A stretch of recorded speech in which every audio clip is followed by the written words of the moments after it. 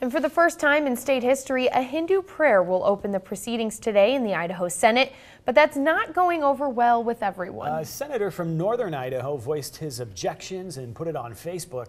Senator Steve Vick says it's inappropriate because Idaho is mostly a Christian state. Well, Glenn Beebe tells us about the strong reaction from both sides of the aisle.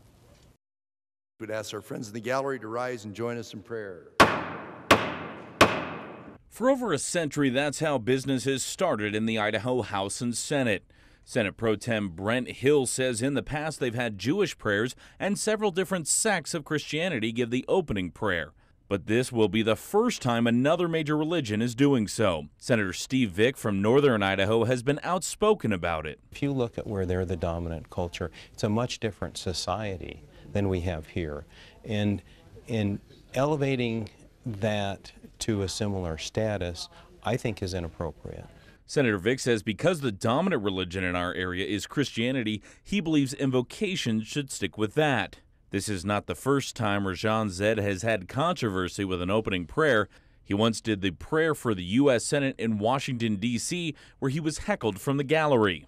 Lord Jesus, forgive us, Father, for allowing the prayer of the wicked, which is an abomination in your sight. The sergeant at arms will restore order in the Senate. Senator Hill says he's seen the prayer already and says he couldn't find anything that was objectionable or controversial to Christian beliefs. Several people we talked with in Boise say they don't mind the prayer. I mean, I would say I'm more on the Christian side, but I mean, I don't disagree with having him speak or letting him talk and start the prayer. I mean, if people don't want to hear it, they don't have to go. That's the way I see it. Glenn. That was Glenn Beebe reporting, and he says there were some residents we spoke with who disagree with allowing the Hindu prayer, but none of them wanted to talk with us on camera. The Supreme Court recently ruled in a similar case that prayer before a public meeting is legal, even if it's mostly done by one religion.